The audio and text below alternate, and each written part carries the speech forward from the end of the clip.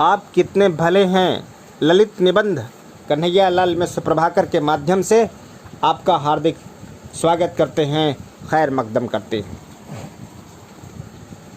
हर मनुष्य भला आदमी सज्जन पुरुष बनना चाहता है, पर न कोई दुर्जन होना चाहता, न अपने को दुर्जन कहलाना चाहता है। पर सज्जन वह हो सकता है जो अपने हर काम को अपनी आँख की तराजू में तोल कर चले। क्या आपने कभी ऐसा किया है? क्या कभी एकांत में बैठकर गहराई से सोचा है कि आप सज्जन हैं या दुर्जन? और यदि सज्जन हैं तो कितने सज्जन?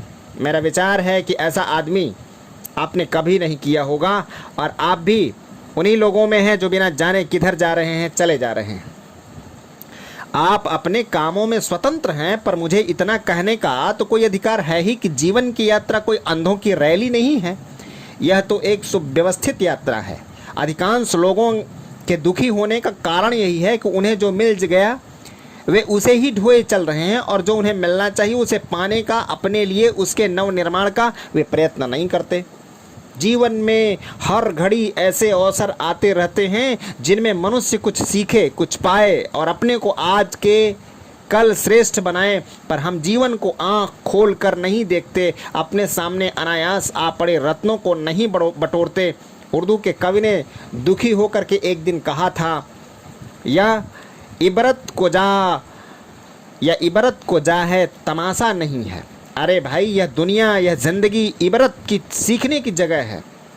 कोई तमाशा नहीं है कि बस देख लिया। पर इबरत के लिए, सीखने के लिए तो साधना की, श्रम की आवश्यकता होती है।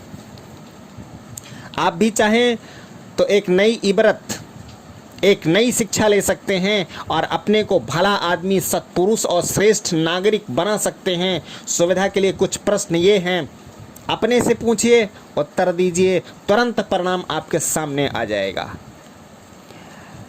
पहला, आपके नौकरों के वस्त्र, निवास और भोजन की व्यवस्था कैसी है? दूसरा, क्या उनके गंदे और फटे वस्त्रों को देखकर आप विह्वल हो उठते हैं और उनके लिए अपेक्षाकृत अच्छे वस्त्रों की व्यवस्था किए बिना आपके मन को चैन नहीं पड़ती? नंबर तीसरा, जब वे काम से निपट कर दोपहर को सोते हैं तो उन्हें देखकर आपको संतोष मिलता है या झुंझलाहट आती है? चौथा, क्या आप ध्यान रखते हैं कि जो कुछ आप खाएं वह उन्हें भी अवश्य मिले? पांचवा, क्या आप उनमें पढ़ने लिखने की प्रवृत्ति जगाने का प्रयत्न करते हैं? संक्षेप में, क्या आपको इस बात की चिंता है कि वे आज से कल श्रेष्ठ हों? और छठा, क्या रेल में बैठने पर आपको इस बात से प्रसन्नता होती है कि दूसरे यात्री भी उस डिब्बे में चढ़ें? और सातवां, क्या स्त्रियों और बूढ़ों को खड़ा देखकर आप अपना स्थान उन्हें देकर कभी स्वयं खड़े हो रहे हैं? और आठवां, जब कोई संकटग्रस्त सहायता के लिए आपके पास आता है तो आप अपने बुरे दिनों को याद कर उसका हाथ बटाते हैं या झंझटों से बचने के लिए उसे टाल देते हैं? और नौवां, जब आप अपने बच्चों के साथ बैठे कोई बढ़िया चीज़ खाते हैं तो पड़ोसियों के बच्चे यदि उस समय वहां आ जाएं तो आपके मन पर क्या प्रभाव पड़ता है? 10वां, आप अपने साथ अपने मालिकों, अफसरों या बुजुर्गों का जो व्यवहार चाहते हैं, क्या उनमें और आपका, आपके नौकरों, मातहतों और छोटों से जो व्यवहार है उसमें समानता है? नंबर 11वां, जो बातें आप पूरी तरह नहीं जानते, क्या आप उन पर भी राय देते हैं? और जिन मामलों को आप पूरी तरह नहीं समझते उन पर भी बहस करते हैं? और 12वीं बात, आप दूसरों से, समाज से, शासन से अपने लिए बहुत कुछ चाहते हैं, पर क्या कभी आपने सोचा है कि दूसरे लोग, समाज और शासन भी आपसे कुछ चाहते हैं?